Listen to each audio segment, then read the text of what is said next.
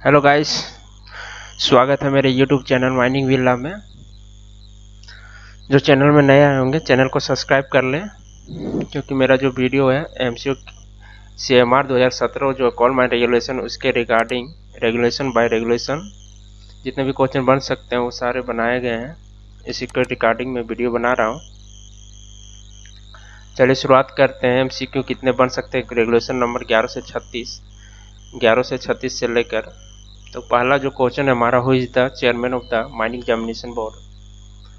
तो mining examination board जो होती है, जिसको BME बोलते हैं, जो सर्टिफिकेट प्रोवाइड करती है डिप्लोमा होल्डर को, ओवरमैन का हो या माइनिंग सरदार का या फिर GT हो, इस तरह का सर्टिफिकेट और भी है इससे रिलेटेड। वो सब सर्टिफिकेट जो ग्रांट करते हैं, जिसको हम लोग बोलते हैं BME board of mining examination. तो उसका चेयरमैन की बात हो रही है। तो चेयरमैन कौन है?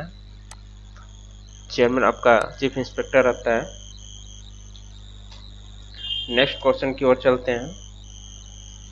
सेंटर खनन बोर्ड में कितने सदस्य होते हैं? यानी वही बोल रहा BME, इंग्लिश में इसका होगा how many members of on BME।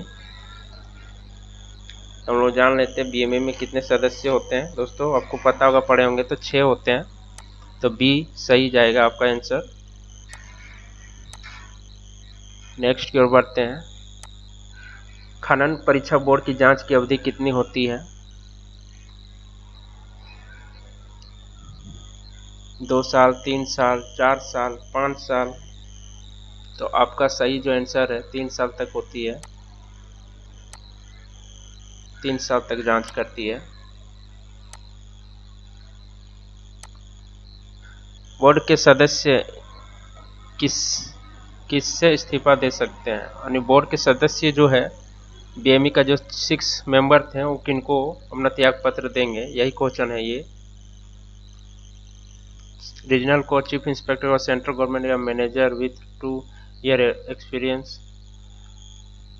तो सही आंसर आपका B है, चीफ इंस्पेक्टर को दिया जाता है। और चीफ इंस्पेक्टर किसको देता है? सेंट्रल गवर्नमेंट को देता है। इससे 2 क्वेश्चन बनी है ना। चीफ इंस्पेक्टर सेंट्रल गवर्नमेंट को देगी और बाकी मेंबर्स जो देगी चीफ इंस्पेक्टर आने के चेयरमैन को देगी। चेयरमैन भी ऑप्शन में रह सकता है। कम से कम कितने सदस्यों में बोर्ड बैठक होती है? तो सही आंसर आपका हो जाएगा 3। कोई भी कमेटी है, कोई भी ऑर्गेनाइजेशन है, जितने मेंबर्स होते हैं उसमें से आधे मेंबर्स की उपस्थिति अनिवार्य है। उससे कम रहेंगे तो मीटिंग को कैंसिल कर दिया जाता है। तो इससे साबित होता है कि आप एक क्वेश्चन से 3-4 क्वेश्चन बना सकते हैं। हर एक क्वेश्चन में कमेटी का, जैसे कि सेफ्टी कमेटी में कितने मेंबर होते हैं, और भी है एफिलेटेड बोर्ड ऑफ मेडिकल, वो सारे में भी मेंबर्स होते हैं। तो उस समय बैठक होती है तो यही रूल लागू होता है कि आधे व्यक्तियों का रहना अनिवार्य होता है। तो यहाँ BME की बात हो रही है तो 6 मेंबर्स थे, तो इसलिए तीन मेंबर्स को रहना जरूरी है। तो सही आंसर A में जाएगा। नेक्स्ट है, कौन सा प्रमाण पत्र केवल ओपन कास्ट तक सीमित नहीं हो सकता है? पूछ रहा कौन सा सर्टिफिकेट ऐसा है जो ओपन कास्ट के लिए सीमित नहीं, जैसे गवर्नमेंट रेस्ट्रिक्टेड को सीमित कर दिया गया है ओपन कास्ट के लिए। इनमें से कौन सा सर्टिफिकेट? जैसे ओवरमैन तो हो ही सकता है, सर्वेयर तो हो ही सकता है, माइनिंग सरदार भी तो हो सकता है, GT तो अंडरग्राउंड के लिए है। तो सही आंसर हमारा हो जाएगा 6 का B, GT यानी गैस टेस्टिंग।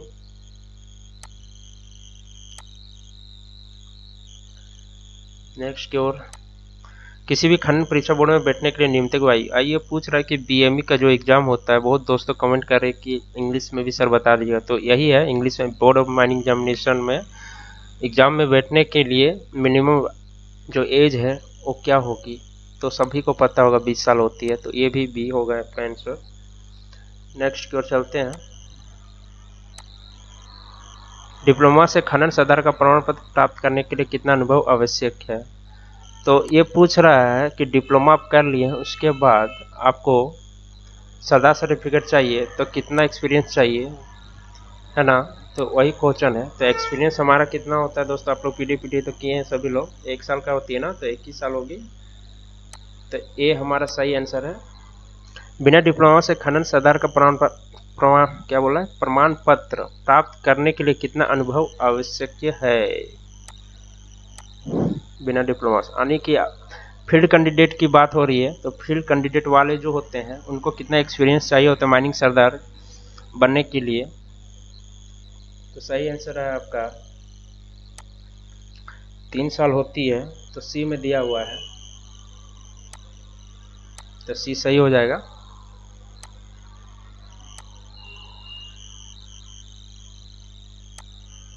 ट्रेन की ओर चलते हैं। इंजन ड्राइवर पर नहीं दिख रहा है। इंजन ड्राइवर को प्रमाण पत्र प्राप्त करने के लिए कितना अनुभव आवश्यक है, यानी इंजन ड्राइवर की बात हो रही है। इंजन ड्राइवर किसको बोलते हैं, हॉलेज के इंजन ड्राइवर, वाइंडिंग के इंजन ड्राइवर, वो सब इंजन ड्राइवर है ना।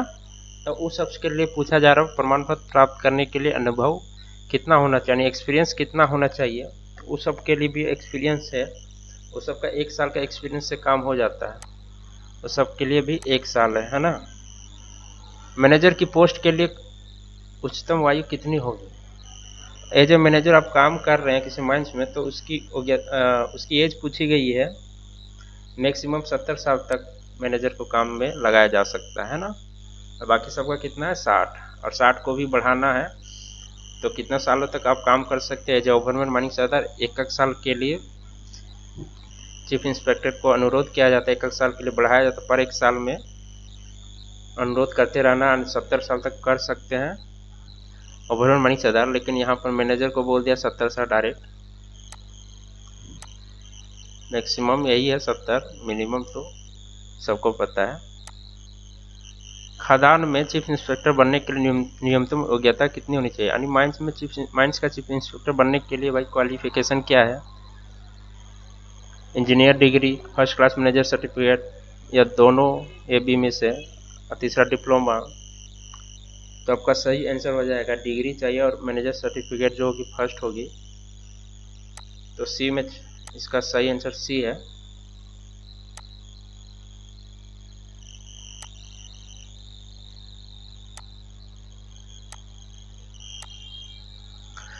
What is the minimum age of become a manager. तो मैनेजर बनने के लिए मिनिमम एज की आवश्यकता क्या होती है दोस्तों, 23 साल होती है। ऑप्शन में दिया हुआ सी, तो सी हमारा सही हो जाएगा 23 साल, है ना। ठीक है,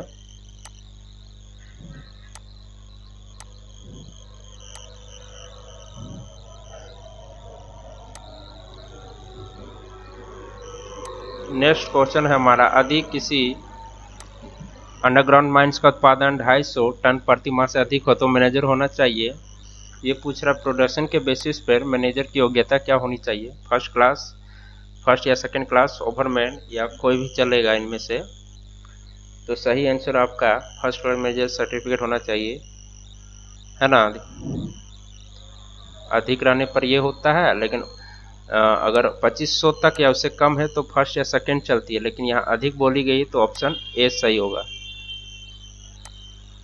इसको भी अलग से वीडियो बना सकता हूँ मैं, आप लोग कमेंट कीजिएगा कि उत्पादन के बेसिस पर क्वालिफिकेशन किसकी किसकी क्या होती है। अगर आप लोग को रिक्वायरमेंट है तो भी बन जाएगा, कोई दिक्कत नहीं है हमें। नेक्स्ट है, यदि किसी ओपन कास्ट खदान का उत्पादन 20,000 मीटर क्यूब पर महीना से अधिक हो तो मैनेजर होना चाहिए। इसमें भी सर्टिफिकेट पूछा है मैनेजर का। तो उत्पादन इस बार मीटर क्यूब में दिया हो गया कि ओपन कास्ट है तो मीटर क्यूब में रहेगा, मेट्रिक हैंडलिंग के बेसिस पे होता है ये। तो पर महीना कितना है, 20,000 मीटर क्यूब से अधिक है, तो इसमें भी आपका फर्स्ट क्लास मैनेजर सर्टिफिकेट की जरूरत पड़ती है। अधिक रहने पर, 20,000 से कम रहने पर फर्स्ट या सेकंड क्लास होती है। मैनेजर से कम योग्यता वाले अधिकारी को मैनेजर रखने के लिए किसकी परमिशन लेनी पड़ती है। अब मैनेजर का दिया हुआ है मिनिमम 30-23 साल होना चाहिए। तो उस समय बोला गया है कि हम रखना चाहते हैं, इमरजेंसी हमारे पास, तो कम योग्यता से मैनेजर से कम योग्यता वाले अधिकारी को, यानी एज की बात नहीं हो रही, योग्यता यानी क्वालिफिकेशन, एज को छोड़िए, एज गलती से हो गया है, एज को नहीं कंसिडर किया गया, यहाँ पर योग्यता पहचान यानी क्वालिफिकेशन। तो उस समय किन से बात की जाएगी, परमिशन लेनी पड़ती है।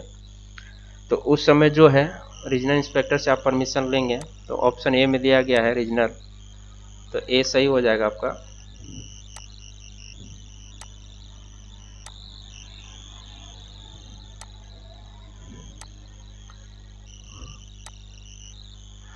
मैनेजर को अपना पद छोड़ने से कितने दिन पहले सूचना देना पड़ता है, यानी मैनेजर को भी अगर छोड़ना है उस कंपनी को तो उस समय त्याग पत्र देंगे, वो कितना दिन पहले दिया जाएगा, तो 30 दिन पहले दिया जाता है। तो ऑप्शन डी में दिया हुआ है 30 दिन, तो 30 दिन सही होगा। नेक्स्ट, मैनेजर और असिस्टेंट मैनेजर को खान की सीमा में कितने किलोमीटर के अंदर निवास देने की प्रावधान है। सबको पता है 5 किलोमीटर। 5 किलोमीटर के अंदर के दायरे पर ही दोनों को निवास स्थान यानी रेसिडेंशियल दिया जाता है। तो ऑप्शन डी सही होगा हमारा। 18 का डी, सेफ्टी ऑफिसर नियुक्त किया जाता है। नेक्स्ट क्वेश्चन है 19 का, सेफ्टी ऑफिसर नियुक्त किया जाता है अंडरग्राउंड में 250 ton per month, open cast में 1000 मीटर क्यूब पर टन। इसी तरह से 4 डाटे दिए हुए हैं, तो ऑप्शन आपका क्या सही हो जाएगा। सेफ्टी ऑफिसर के लिए 5000 टन होती है और ओपन कास्ट में 20000, तो आपका सही आंसर हो जाएगा 19 का बी, है ना। CMR में सारा दिया हुआ है, पढ़ लीजिएगा, है ना। ये सब क्वेश्चन खुद से आप मार सकते हैं, बस क्वेश्चन ध्यान रखिए और टिक लगाते अपने मन में लगाते हुए जाइए, मैं तो बता ही रहा हूँ।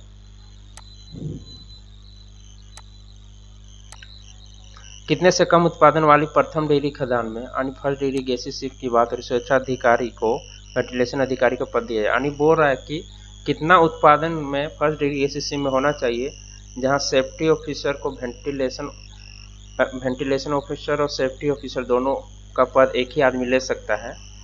तो क्या था इसका, 5000 टन पड़े होंगे ना, कि 15000 टन पड़े हैं।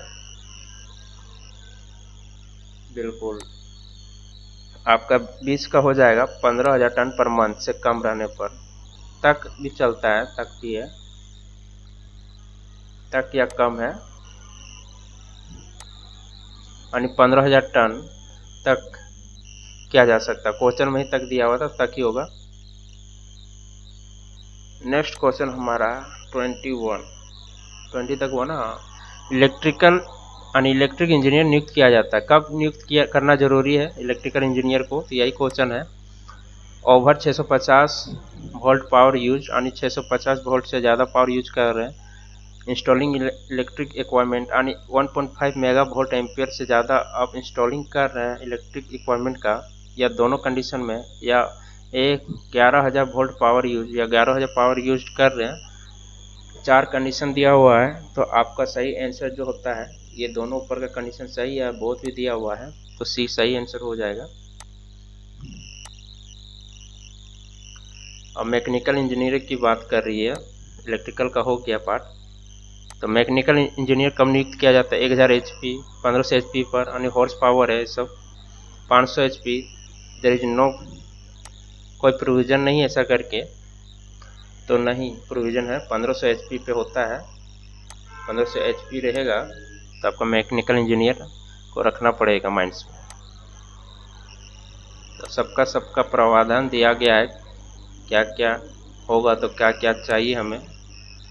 क्या किसी इंजीनियर को खदान में कार्य करने के लिए किससे परमिशन लेनी पड़ती है, तो पूछ रहा है किसी इंजीनियर को काम करना है माइंस में, तो किनसे परमिशन लिया जाएगा।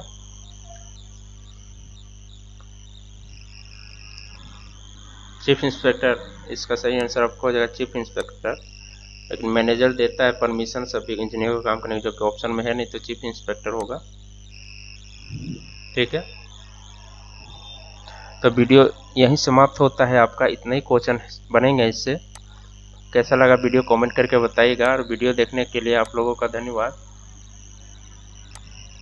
अब वीडियो में लगातार बने रहें, और चैनल को सब्सक्राइब नहीं किए होंगे तो कर लीजिएगा।